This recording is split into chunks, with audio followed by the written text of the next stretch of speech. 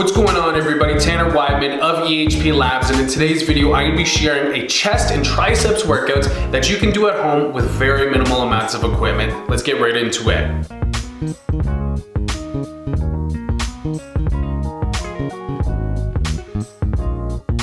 Now, before we get into this workout, to fuel this, to give me the energy that I need, I'm going to be consuming some of the OxyShred Hardcore. This is a thermogenic fat burner and will really help me kick myself into that high gear for the workouts. Now, to keep myself hydrated, I'm also going to be consuming the Beyond BCAAs. This one right here is the kiwi strawberry, just intermittently drinking it from my water bottle during the whole workout. Alright, to kick off this workout, we're going to start off by hitting our chest, and our very first chest exercise we're going to get are some push-up holds. Now, as opposed to the traditional way that most people perform, chest on the ground, bounce right back up, we're actually going to add in about a 1 to a 2 second isometric hold when your chest is about 1 inch off of the ground. This will increase time under tension and make your chest have to work that much harder on every single repetition. And for this specific exercise, I'm going to recommend anywhere from about 2 to 3 sets of 10 to 20 repetitions. Let's get in the next exercise. Alright, exercise number 2, to now focus on hitting that upper chest, we're going to be getting some pike push-ups for about 15 to 20 repetitions.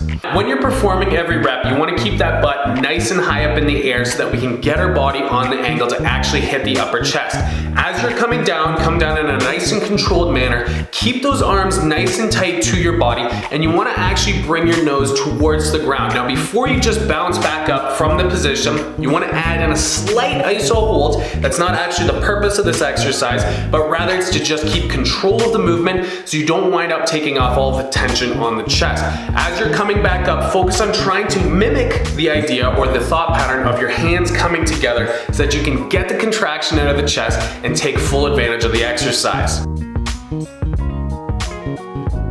Exercise number 3, to finish off our chest, we're going to be getting 2 to 3 sets of plyometric push-ups for sets of 30 seconds.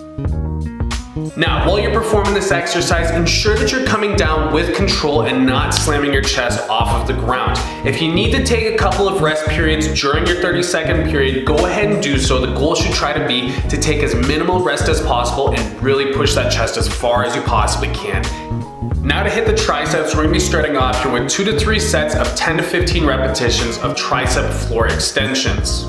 Now, you want to focus on keeping your core nice and tight, prevent those hips from sagging. What you're focusing on doing is pushing your body weight up by strictly just using your triceps. The only part of your body that's actually moving is the hinging at your elbows. While you're pushing your body weight up, you want to focus on contracting and flexing your triceps as hard as possible to maximize the exercise. And also, on every repetition, you want to try to keep that angle from your upper arm to the rest of your torso at about 90 degrees. The more that angle starts to decrease, that's just an indication that your form is starting to deteriorate, so just be conscious of that on every single set. Final exercise to hit the triceps, most importantly the long head of your triceps, we're going to be getting 2 to 3 sets of 10 repetitions of some bench dips. Now, while you're performing the movement, it's important that you keep in mind the angle of your elbows. You don't want to go to the point where the angle is decreased too much, as this will put a lot of strain on your shoulders, and it's actually a good idea to try and perform this exercise in front of a mirror or beside a mirror so that you can keep an eye on the elbow angle. So there you guys go. That concludes today's workout. I hope you guys enjoyed that one, and thank you so much for joining me. Now, just as a reminder, after this workout, that's when I'm going to be taking IsoPep Zero, as this will help me to get the needed protein that I need for my muscles to repair and recover, and so that I'm ready for my next workout. If you haven't already, be sure to subscribe to the channel and hit that bell notification icon so you can get notified every time a new video comes out. Thanks again for watching. I'll see you guys in the next one.